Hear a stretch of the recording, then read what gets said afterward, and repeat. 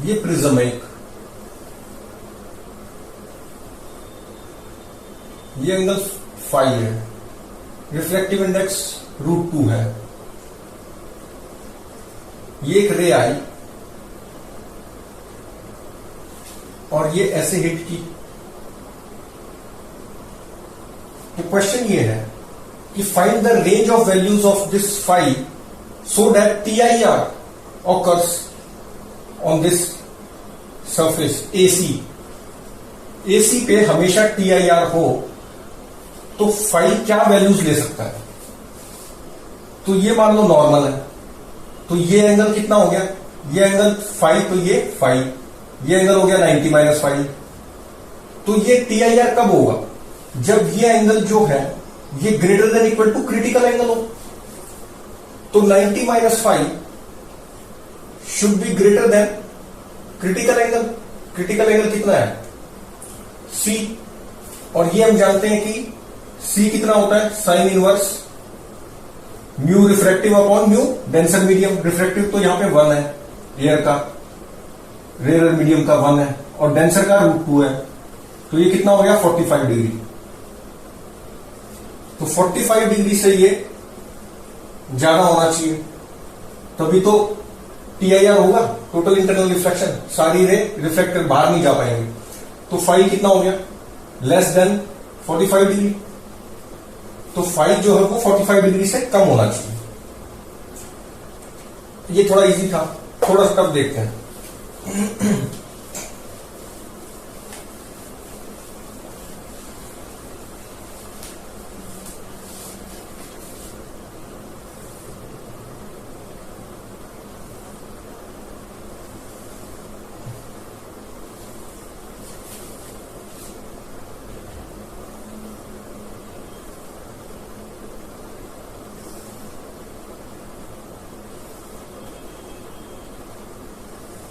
ये कैसे सिलेंड्रिकल ऐसी शेप में दे रखा है, सॉलिड है, इसका म्यू है, रिफ्रैक्टिव इंडेक्स म्यू है। पूछा ही गया है ये स्ट्रेट लाइन है, थोड़ा सा इसको पीछे कर लो, ऐसे है।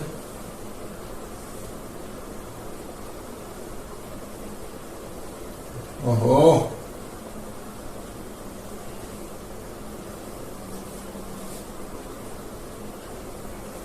पूछा ये गया कि ये रे आई ऐसे, तो ये x यहां पर, ये कितना x होगा, ये रे आएगी ना ऐसे, तो बाहर निकलेगी, रिफ्रैक्ट होगी। तो ये पूछा गया है कि फाइंड दिस x, इसका रिफ्रैक्टिव इंडेक्स म्यू है, ये r है, ये एक रे आई, लाइट रे। तो पूछा गया है कि find this x length where which is unilluminated, मतलब यहां पे लाइट नहीं पहुंची, बाकी इधर भी लाइट रेज आई, इधर भी आई, इधर भी, इधर इस साइड पे कोई लाइट रे नहीं आई, तभी तो अनइल्यूमिनेटेड है। तो ये पूछा है कि क्या एक्स लेंथ होगी जहां पर ये अनइल्यूमिनेशन है। तो ऐसे क्वेश्चंस में कैसे करें कि रे डायग्राम बना के देख लो, जो कुछ पता नहीं चल रहा ना, तो रे डायग्राम बना के देख लिया करो।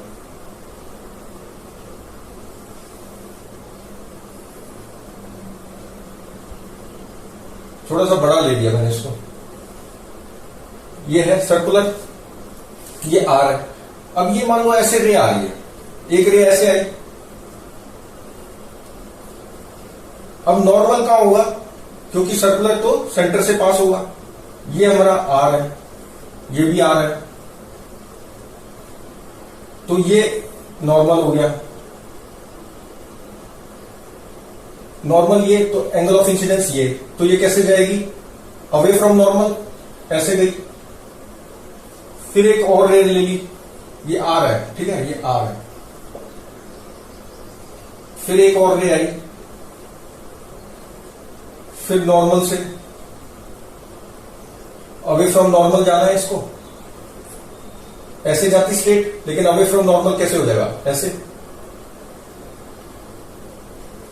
अब ये देखो, ये एंगल जो है यहां पर, तो एंगल ऑफ इंसिडेंस अगर ये बिल्कुल यहां से मैं रे ले लूं ऐसे, तो 0 है। फिर थोड़ा ऊपर से रे गई, वो एंगल ऑफ इंसिडेंस बढ़ गया, थोड़ा और ऊपर से गई तो और बढ़ गया। यहां पर टॉप पे लूंगा तो 90 डिग्री हो जाएगा, रे ऐसे गई, ये 90, एंगल ऑफ इंसिडेंस कितना हो गया, 90 हो गया। तो एंगल ऑफ इंसिडेंस जो है, ये एंगल ऑफ इंसिडेंसेस ये बढ़ रहे हैं, तो बढ़ते बढ़ते मान लो क्रिटिकल एंगल आ गया, ये भी नॉर्मल है, तो क्रिटिकल एंगल आ गया। क्रिटिकल एंगल पे क्या हुआ कि ग्रेजिंग एमरजेंस होता है, तो ये टेंजेंट की तरह चला जाएगा ऐसे। इसके बाद वाली रे जो होगी वो क्रिटिकल एंगल से ज्यादा एंगल पे होगी, क्योंकि बढ़ रहे हैं एंगल, तो फिर TIR हो जाएगा। तो फिर कोई भी रे बाहर नहीं जा पाएगी इससे, इससे ऊपर वाली सारी रेस अंदर रहेंगी TIR करके। तो हमसे ये पूछा गया है कि ये एक्स कितना है जो अनलिमिटेड है, तो कैसे करेंगे। ये मान लो O है, ये A है, ये B है, ये C, ये D है। C मैंने से लिया है, क्रिटिकल एंगल है। तो अब हमें x निकालना है, किस टर्म्स में, म्यू गिवन है हमें, r गिवन है, बस म्यू और r गिवन है। तो अब ये देखो triangle OAD, this is right angle triangle, ये 90 डिग्री है ना, तो यहां ये C है, तो ये एंगल कितना हुआ, ऑल्टरनेट हो गए, ऑल्टरनेट एंगल, तो ये भी C हो गया। तो साइन C कितना हो गया, sine C is perpendicular upon hypotenuse. Perpendicular कितना है, under root of r plus X का whole square minus sine C ये, तो ये परपेंडिकुलर कितना हुआ, r प्लस एक्स का whole square minus r square upon hypotenuse कितना हुआ, r प्लस एक्स। अच्छा साइन C ये हम जानते हैं क्या होता है, this is mu r upon mu denser, rarer तो 1 है और डेंसर कितना है, म्यू, यही तो होता है mu sine. Sine C is sine inverse of mu r by mu d, mu r 1 by mu. तो यहां से हम क्या निकाल लेंगे, x निकाल लेंगे, r प्लस एक्स को t मान लो और फिर सॉल्व कर लो, थोड़ा इजी हो जाएगा। तो इसको सॉल्व कर लेना और x आ जाएगा, x ही पूछा है। तो बेसिकली ऐसे क्वेश्चन में पता नहीं चलता, कुछ तो 2-3 रेट्स बना के देखो और पता चल जाएगा कि x क्या है। और देखते हैं इसी टाइप का एक,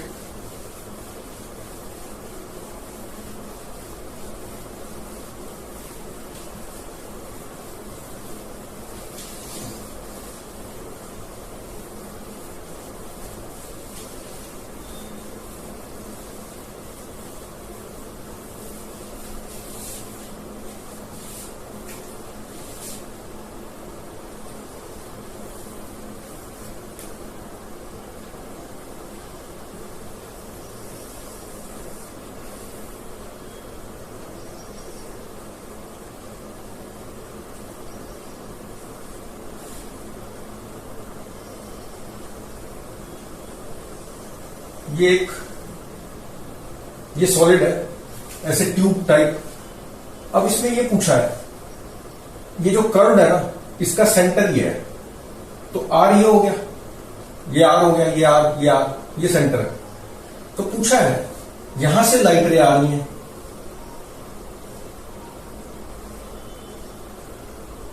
और ये जो इसकी थिकनेस है ये डी है, दिस इज डी, ये कितना है डी, ये चीज डी है। पूछा ये है इसका रिफ्रैक्टिव इंडेक्स है म्यू।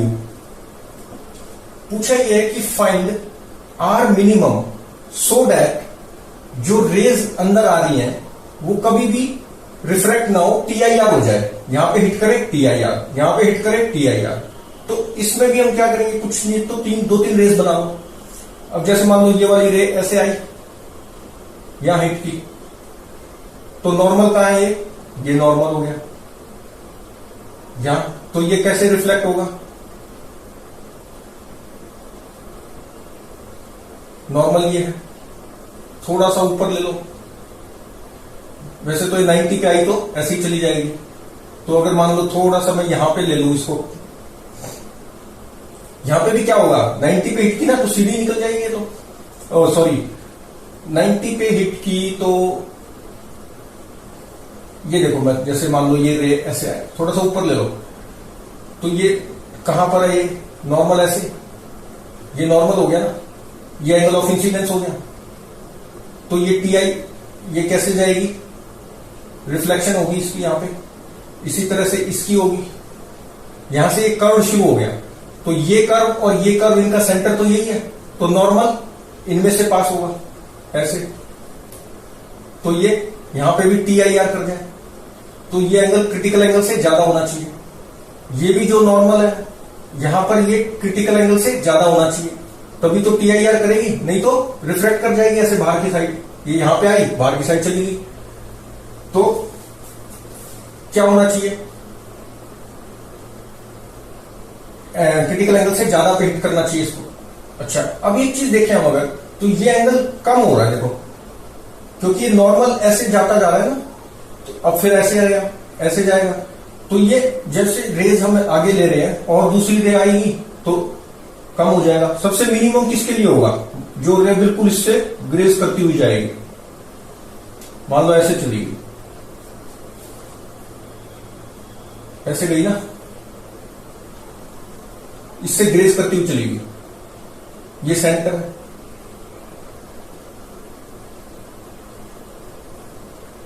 तो ये जो ग्रेज करती हुई गई, यहां से अगर नॉर्मल मैं लूंगा तो वो सेंटर से पास करेगा, इसका हो चाहे इसका नॉर्मल, क्योंकि दोनों का रेडियस अलग है, सेंटर तो वही है कर्व पाथ का। हमें इस कर्व पाथ का बताना है रेडियस, इसका नहीं। तो अब ये जो है, ये एंगल पे स्ट्राइक की, यहां भी टी आई आर चाहिए, यहां भी टी आई आर होना चाहिए, यहां भी, तो ये एंगल जो है, ऐसे जो रेज जा रही है ये कम होते जा रहे हैं, इससे कम है। जो ये वाली रे आएगी, ये थोड़ा और एंगल ऑफ इंसिडेंस कम है, इसका और कम है, इसका तो ये तो लास्ट रे है ना, इसके बाद तो इधर जा नहीं सकती रे, तो इसका तो मिनिमम एंगल ऑफ इंसिडेंस है। तो अगर ये मिनिमम एंगल ऑफ इंसिडेंस भी क्रिटिकल से ज्यादा हो जाए, तो फिर ये वाले तो ज्यादा है ही, तो ये तो टी आई आर कर ही लेंगे। तो इस पर कंडीशन है कि ये मिनिमम ही अगर ज्यादा हो जाए सी से, तो बाकी के लिए तो ट्रू हो जाएगी। तो इसको ज्यादा करिए, इसको फिर सी मान लो कि यही क्रिटिकल एंगल पे टकरा रही है, तो ये वाले तो क्रिटिकल से ज्यादा पे टकरा रहे हैं, तो फिर टी आई आर हो ही रहा है। तो ये मान लो क्रिटिकल पे टकरा रही है।